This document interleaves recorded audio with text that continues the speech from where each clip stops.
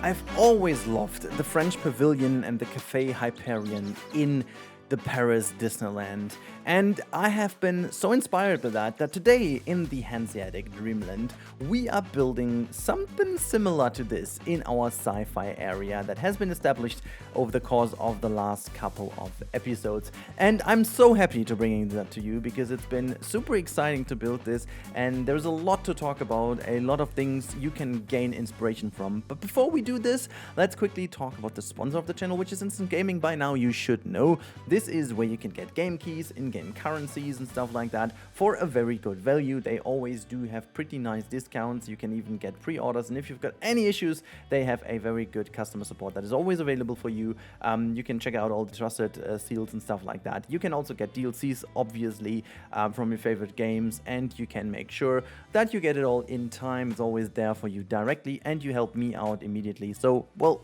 it's kind of win-win, isn't it? Anyways, let's go back into the episode today. It's gonna be fun. And we are starting with Chapter 1, the Expo Hall. By the way, you will be able to find in, the playlist down below, or the timeline, the different chapters of today, because there is, some chapters to be going through. I'm going to talk you through that in a bit, but we're starting with the Expo Hall because I'm preparing this wonderful area over here. It's a part of the park we haven't touched so far. It's all the way to the backside of the Sci-Fi Hall, which is even further behind our old harbor section, and it's going to be our last bigger area to claim. I was still debating with myself if I want to branch out even across the bigger lake, I should say, on the other side where all the big cranes are, but I figured, that may actually be a little bit too much. We are also, in terms of the overall size of the project, we went out of any borders. I mean, not that I did put myself any bigger limitations, but I feel like I already went a little bit too overboard, and the game seems to struggle quite a lot after the last update. The game seems to struggle quite a lot with the big plaza areas I have. It's a bit of an odd one.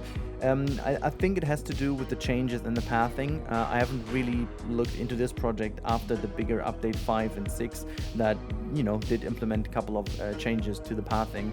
And I think since then, there was a lot of issues. It took me two full hours, like Frontier, if you're listening, it took me 2 full hours to make sure that everyone get unstuck in the park. Like, a lot of people got stuck even on the huge plazas. The easiest fix basically is to delete the path, then keep the game playing until everyone vanishes, and then undo that option. And yeah, so you can see what I'm doing over here is a little bit of a door mechanism here for the roof where the coaster goes in. I will say at the very beginning already that this doesn't work at the end of the episode. I'm not entirely sure why.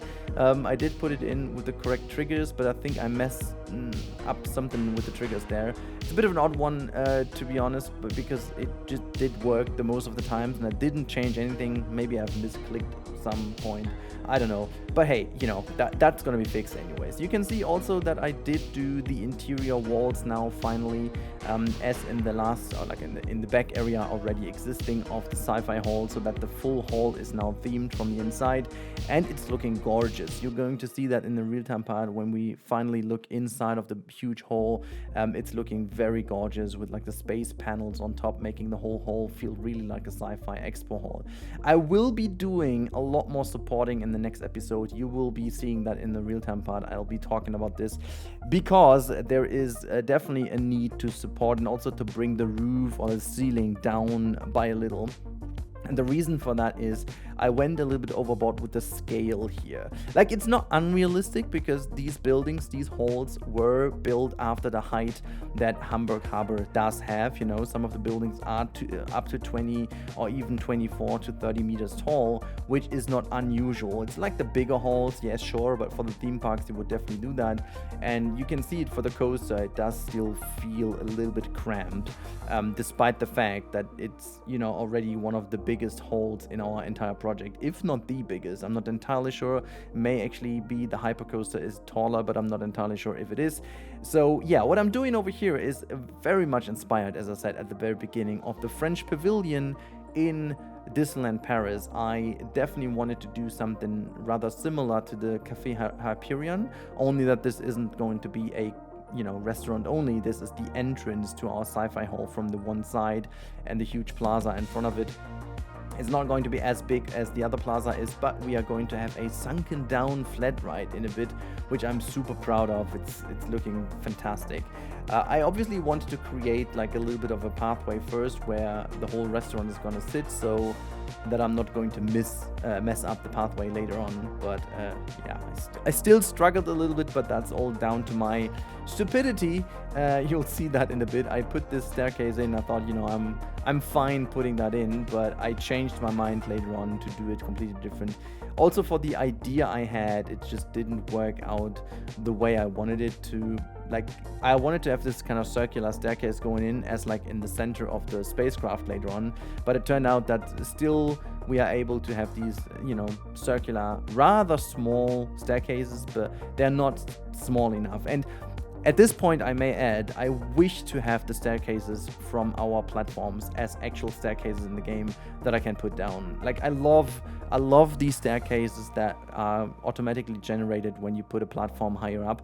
I wonder if we can't just have the same option to connect to different height elevations of paths. Like, we have the snapping points in the game, so why not utilize kind of the same idea? But yeah, we're in chapter 2 now. As the Plaza was created, we move on to the shuttle. I gotta say, I'm gonna leave you alone with the music a little bit more today, simply because A, this episode is rather long, and B, I am insanely tired, and I don't want to bore you with my tired voiceover too much. So in a bit, I'll leave you alone with some fantastic kind of sci-fi, retro sci-fi music and the mesmerizing process of building this shuttle, because I feel like it's one of the coolest things to look at, because it's not only the time lapse, but you also have the mirror function activated by the platform. It's very satisfying to watch. At least I think so. I like to watch it myself even, so who I am to say, you know, it's my own build, but I'm liking it still. Nevertheless, I'm liking it. I'll be checking in towards the end of the shuttle build, because I will need to talk you through a little bit of well, actually, let's say I'm talking you through the biggest challenge I was facing with this shuttle. The overall design was already quite a challenge, because I wanted to create something modern looking that is not leaning too much into the kind of Star Wars look, but I didn't want to go awfully crazy modern. I wanted to have something in between, something like 2000s, 2010-ish sci-fi look, you know. So yeah, I think Avatar is maybe a good reference to that. I quite like that brutalist almost like. But anyways, time to give you some music, and I'll tune in later on again in the time lapse.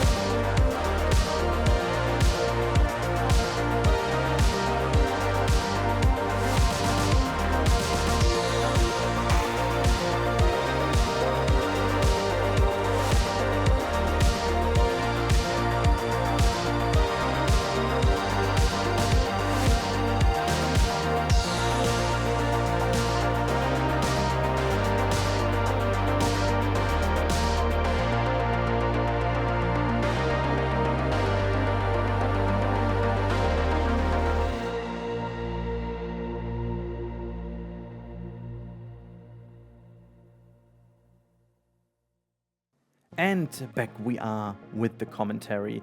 We are already building the wings of the spaceship, and you can see the looks of it is mostly set in, well, not stone, mostly in metal, to be honest.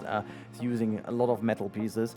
The way to build this with the wonderful technique of using the mirror option, I think is one of the coolest advancements we have in this game.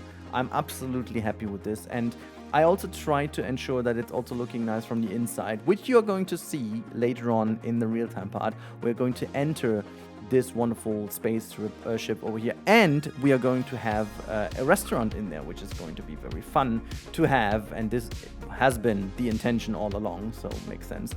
Putting some engines here and there, putting some final details, and deleting the nose portion of this. I just got to laugh the whole time. Now, this is going to be in here, not the final nose. You're going to see the final nose, either you've seen that already on the thumbnail, or you are going to see this in the real-time part later on. I don't know how many iterations I did of the nose of the spaceship. This game has a bit of an issue with pointy pieces, I must say, and it took me an eternity to find a variant I am happy with. Also, I moved myself in a kind of complicated situation with the angle of the nose portion. I'm very happy with the final result, but that just took me the longest. I think the spacecraft itself wasn't even the biggest deal, but oh boy, the front of the spacecraft, which is essentially the most important bit because everyone is looking at that, it took me forever, and really I tried my best to find something unique looking, but at the same time spacey enough, futuristic enough. I think I succeeded at the end of the day, but oh boy, look at this roundish pointy nose, how hilariously bad that looks in the current version. It's definitely better later on, trust me on that one. It's definitely looking a lot better. I'm very proud of it, how it looks at the end of the day, but yeah, it was a struggle to do. It was a huge struggle to do, but I'm satisfied. I'm satisfied with how it ended up looking, and so we're putting some fake engines into the backside, just making sure that we have something looking like huge engines. You will notice there is something missing, but let's move on to chapter 3, which is the Sunken Plaza. The Sunken Plaza, my friends, is really something I wanted to do for a longer time. Well, actually not Sunken Plaza, but Sunken Flatride. I don't know why I haven't been doing this earlier, but this is also very common in theme parks to play with the different heights of areas, you know? And I did a lot about this with this area anyways. You know, we raised the whole platform on which the SciFi Hall sits as an idea to bring in a bit of elevation into a project that otherwise is rather flat due to the fact we are in a harbor area, so that makes sense. But to just have some more interest sparked in here, we are having this. Now, we are building a Sunken Flatride, which is one of the few options where we can do it, because we are already raised a little bit from the higher level, from the sea level. It's more one of the more higher elevated plazas, so realistically this would be the only chance we have to put a Sunken Flatride in, which is not risk too much of being drowned when there is flooding going on. So on the other plazas you couldn't really do that because of all the different potential flooding cases coming in. Over here there's a realistic chance to avoid that by having this raised area, and then maybe even put in some retaining, like movable retaining walls, which you'll see they will be in at the end. I put some retaining walls, okay, at least like a closing mechanism in, that this area could be secured. But yeah, so nevertheless it would be more of a challenge to bring that in. I then made sure that the size is exactly the size we need to make sure that the Flatride isn't touching any of the walls, to make it kind of realistic as possible. And then already starting to put in some bins and benches to make the plaza look really rather realistic and nice looking. I'm really relatively proud of the whole area here. It's very interesting. I tried to use the good old technique of using the river rapids now that the water looks good. But the problem with it was, and I didn't understand, like I thought we could change the color of the water, but it seems like with all the overhaul that Frontier did, there definitely is something going on with the texture of the water.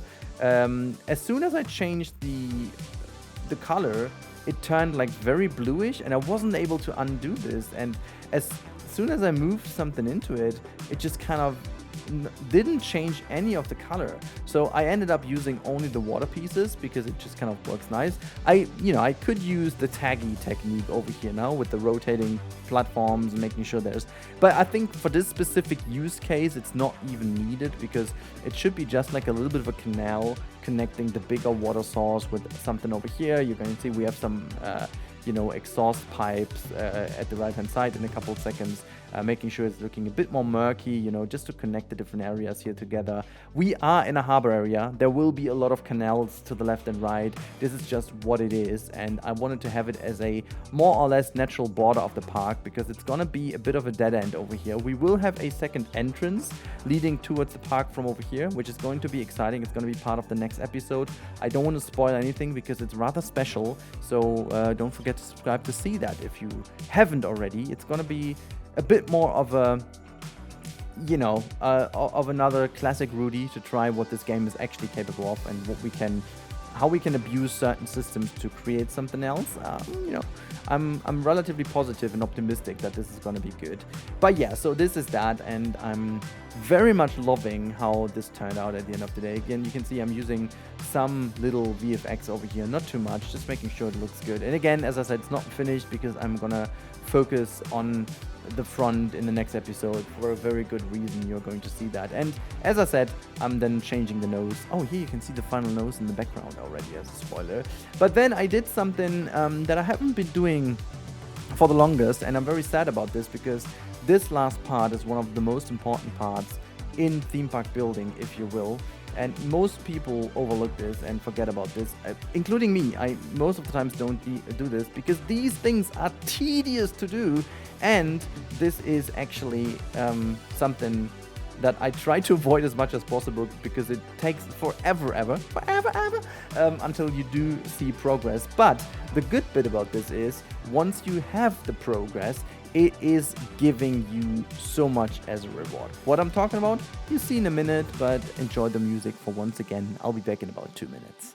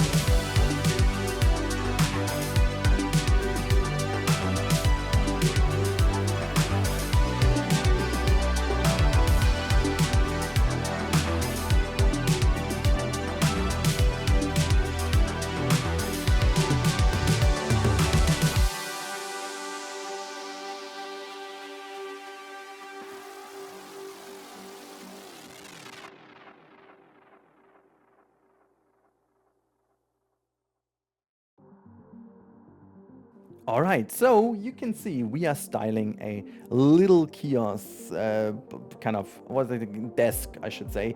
And so the idea is that you have these things, and these things are kind of, you know, so elementary to a theme park, because you can't always have like a huge restaurant. You can't always have it as a I don't know, big, I don't know how to call that, you know. You can't really have it as always like huge restaurant areas and plazas and whatnot. You have these little stalls everywhere in theme parks. But to build them is, oh god, it takes so much time until you're really happy with them. And I wanted to do one that is specifically themed after sci-fi. I did download a couple of theme park concepts for these typical kind of little kiosk wagons. You know, they are movable, and they are not like temporary. They're not permanent installments. And these were all for fantasy style or Western style. You barely find any for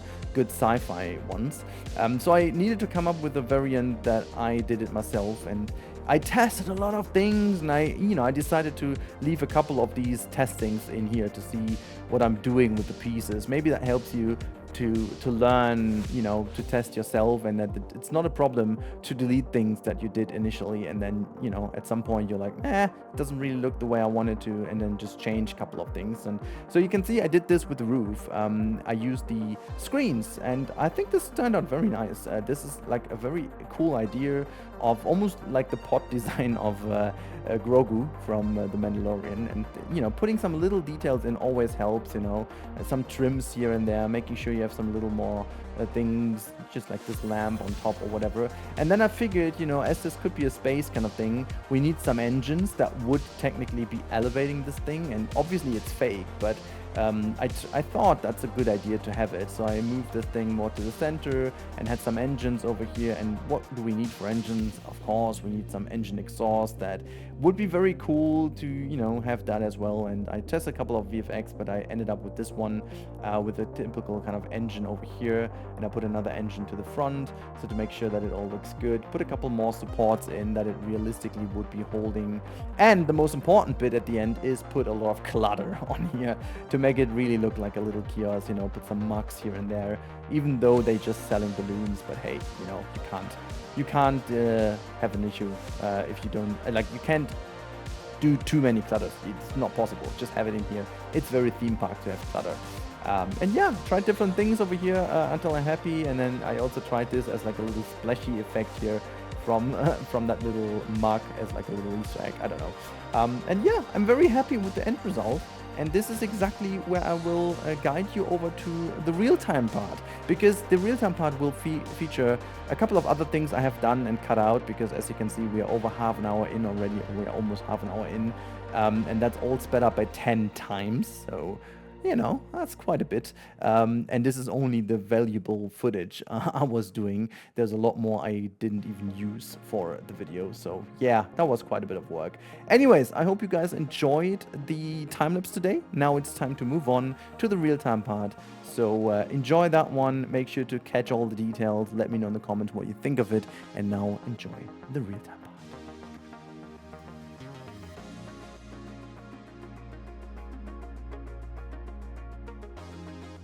Real-time part, and you can see this is the view of our main hall now from the other open side. We've talked about that a lot in the commentary, so we have a look at the, well, more or less finished result. It's not finished, as mostly we are working with this area here for, well, quite a bit more time. I talked about the future and so on of this project, so you do know what you can expect. However, when we approach that one, I'm kind of proud on that one, to be honest. This little kind of booth over here. I definitely want to build more on the basis of that one. A couple more of these little stands. I'm very, very proud of it, with this little guy in here. And, people can actually purchase some balloons from that one. So pretty damn cool. But you can do this basically with all the modules, if you will. And if you go on, you do have that insane view here of that wonderful Flatride in front of that spaceship. Doesn't that look cool? And oh boy, did it make sense to. Also, I'm not sure why the glass panels did change its color again. Definitely need to change that again. It shouldn't be that white. It should be way more glassy and translucent, transparent, I should say. We can basically fix that real quick. Let's fix that together. You know, we can really quickly do this. Yeah, I basically had so much fun building specifically this little kind of guy over here. It took me a bit more time than I thought it was, but yeah, it just definitely turned out to be looking very cool. Let's just make that like bluish, dark bluish color. There you go. That's more like the glass tone I wanted. Yeah, a bit of the double layer here. We can live with that. Let's go back into the position. This little guy over here is also not finished yet. I quite like that, you know, the idea of this kind of small space needle going up and down with the water. It's definitely something I do like. It could have been cleaner, yes, definitely. But, you know, I will do a couple little things about it eventually, so that's pretty nice. You get this little photo sign over here as like a little photo spot from where you can take the photos of the Flatride. I'm also not 100% happy with the entrance yet. This one is going to be styled a little bit more, as you can tell. It's not really looking too nice, but I'm quite happy with this little kind of canal on the side here, which is going to be a very natural border of the park, I should say. It's going to be turned into an entry anyways, and this side over here is my graveyard for things, I guess. It's going to be also utilized in a different way. But if we turn around here, we've got our kiosk, you know, we've got these canal areas over here. It looks like really in a harbor. And then you've got these lights over here going through the ground. I need to put like a little bit of a guardrail in, or like a rail in for those, and then you have a huge spaceship over here acting as a restaurant. I can quickly show you. Not seen that in the real-time part yet. This whole area will be turned into way more sci-fi looking. You know, this is not yet done, but I think, oh, look at the coaster just coming by. We'll be doing some custom supporting over here, do some cool fun stuff with it. The coaster goes by and, you know, goes up into the top area. Everything is now finished, you know, you've got that opening over there, you've got it coming down here. There's also like, can I just show that? Let's see if we can quickly see that. Oh, come on. Let's just run there if we can see it in time. Let's have a little look if it works. Ah, okay, it already just opened. So basically what I did is there's like a mechanism now to open and close that. Actually, it didn't work. It didn't work as supposed, but like usually that just opens and closes, so that you have like a little bit of an area there that has a bit of a, yeah, how to call that? It's more likely like a door, but like a jump scare door. I don't know. Look at the light here. Just really dig that. It's really, really cool. But yeah, so you can see there's the spaceship. I will have to do some stuff for holding it down to the backside. You know, at the moment it will definitely tumble over to the backside here. The staircase alone wouldn't be enough to hold it, so it's gonna get some more supports here in the back. It also looks kind of weird to not have any of those. And we do some fake kind of engines here that will power eventually. So that's gonna be very nice. But then you go in, and this is like where the spaceship it's going to be styled next episode. There is a good reason for that, and from the inside, actually it looks already better than I expected it to be. It looks very futuristic from the inside, and some ceiling lights and so on. We do have our diner in here, and doesn't that look fantastic? Oh my god, it looks so cool. What a diner to be in. And you can sit down, and also, you know, sound-wise, that should be a bit more enjoyable. It does have some openings here, also for fresh air, and then if you go to the backside, and this is pretty damn cool. When you're here, you're basically eye level with the people in the Flatride, which is kind of the idea, the whole point of it, which is so fun to be. You know, that's like a console to fly that thing. It will be fun for kids to be over here. You can overlook the scene. You can see, the coaster tipping there in the back. You know, there's like a little bit of a peak there, but you can also see the Flatride in action. People camping. Well, that's not my problem. This is not going to be the save for the future. I'm going to fix that eventually. But yeah, you can also go. I'm not sure what I'm going to do with the backside here. This is just like for people to move through and have a little look into this area. Like, this is meant to be a little bit of a nice viewing angle for here to see the coaster. This whole theme will be changing next episode dramatically, because I've got a lot of ideas to turn that into a very nice, interesting looking area here. As I said, we will be going through the different eras of sci-fi, and as this spaceship over here marks the more modern, we definitely need to go to, you know, 70s, 80s kind of vibe, Star Wars inspired, Star Trek, you know. That's definitely going to be the one filling the gap in between. Which is going to be very fun to do, I guess. Maybe it's the most common, you know, we are getting from the retrofuturism in the back via this coaster, which is going to be, you know, in both of them. Look at the people. Yeah, scale-wise, these halls may actually be a tad bit too big, to be honest, you know. They turn out to be a little bit too big, but, you know, regarding Hamburg Harbor, basically storage halls, it still works, you know, the size of them works, but it's gonna be smaller in its appearance next episode. Don't worry about that. I've got some techniques to make it a bit smaller, which is gonna be a bit better for, like, if you like realism. You also need to, you know, close down certain things like here. It's gonna be cleaned up a lot. So don't you worry about that. But anyways, I am freaking happy about today's episode. Hopefully you guys are too, because that was a whole bunch of work. I'm not gonna lie if I say that this was way more hours put into it than I actually expected it to be, which is always the case, but this time around it was really tremendous. God, just the looks of it here with the lighting is just so good. But yeah, if you guys want to do me a favor, you could just comment the hell out of this episode and make sure to subscribe to the channel if you haven't already. Lately, YouTube has changed again a lot about the algorithm, and it seems like interaction is more important than ever.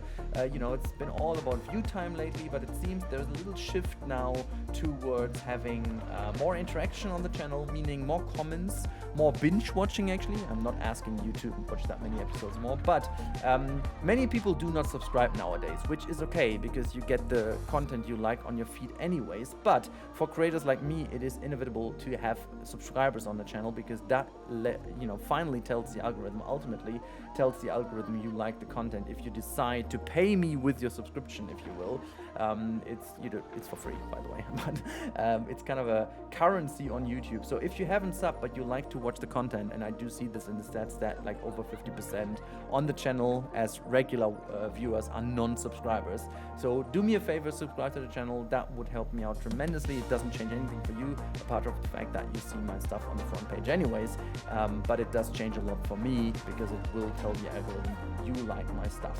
Anyways, that should be it. Gosh, this view over here, I'm so happy with this view. I'm like, look at that. I'm just gonna pause it over here. Look at that. This is so freaking awesome, isn't it? Just that was a lot of work, but it was so worth it actually. Also, the many times I changed the front of the spaceship, I can't even recall how many iterations I did on that one. I'm finally happy with that kind of mini Vader version of it now. I'm gonna call that the mini Vader, because that essentially is what it is. It looks like a kind of small Darth Vader-ish, you know, breathing mechanism thingy. I don't know how to call that even. I just want to try to kind of catch a good shot over here, but this should be the bestest shot we can get now. Oh god, I'm so in awe with it, guys. Hopefully you are too. Thank you so much for your support and watching and whatever. Like always, I talk to you in the next one, and bye.